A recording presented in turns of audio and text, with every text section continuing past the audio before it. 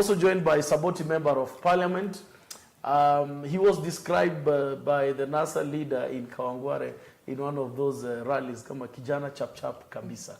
Caleb Amisi. Karibu sana mheshimiwa. Thank you. Have you ported your line?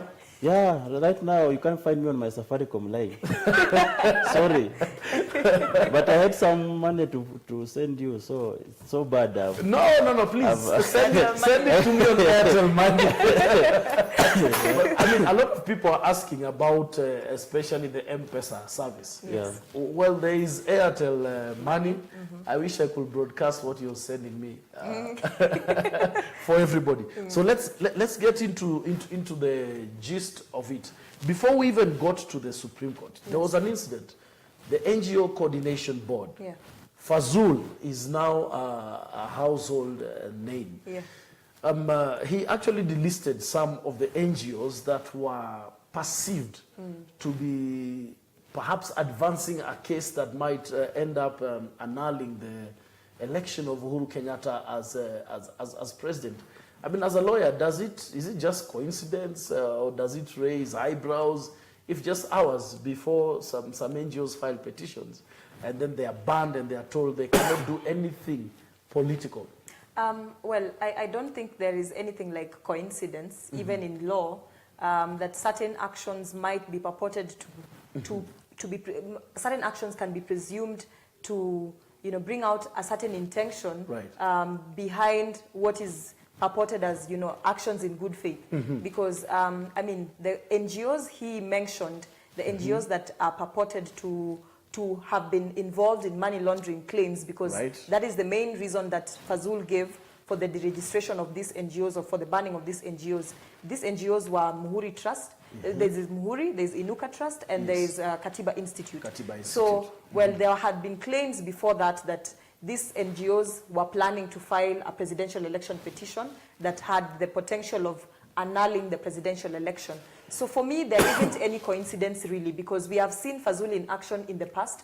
We have seen him try to ban AfriCog in the past and the Kenya Human Rights Commission in the past. And this was also just after the August 8th elections, when we were waiting to see whether a petition would be brought before the Supreme Court of Kenya. And I think back then he had information that, these NGOs were probably going to be involved in either filing a petition before the Supreme Court, and therefore he acted to ban them prior to the filing of any of these of any petition that would have probably emanated from those organizations. So for me, it is pure witch hunt. It is pure political strategy, and we have seen government entities and we've seen cabinet secretaries also acting in a manner consistent to Fazul's actions yesterday.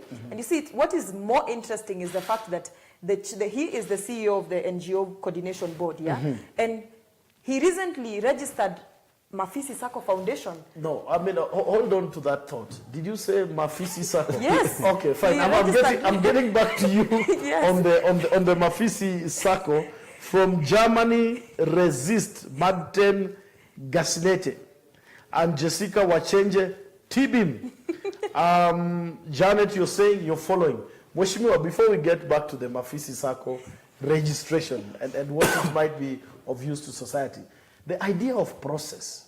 I mean, I thought even if as NGO Coordination Board had issues with a certain NGO, aren't there processes? You write to me, I write back, or you call me. Do you delist me now? You judge me now, execute my judgment now? I mean, what happened to processes? Yeah, your thinking is right, just like any other Kenyan thinking, that we may question the timing of this chair of NGO. Remember, this guy is not the first time, or rather, it's not even the first time NGO is being registered in this country. But there have been processes that was followed. And various reasons were explained. And in fact, that's why we formed the NGO Council in the first place, to regulate the NGOs and their activities, and even their sponsors and funding. But in this case, we found, I think, a rogue chair who have been used, I think is like a decoy by the Jubilee government. to control various institutions. So they have used him just the way they have used Chepkati. Yes. They have used him just the way they have used other institutions, including the Ministry of Interior through Matiang'i, Right. Police Service through the Inspector General. So he's just one of the decoys of Jubilee government in trying to regulate and actually control all the systems of governance in this country. So if you look at the timing, you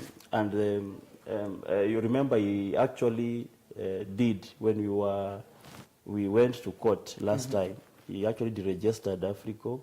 Yes. And the other one, just few days Before to the petition. expiry of that day of the Supreme Court. Now he has done it again, and targeting NGOs that have already shown interest. You know, why target the ones that have shown interest? And remember, why this time? Because these are NGOs that have been operating and doing other activities. Yes. With or without this political climate.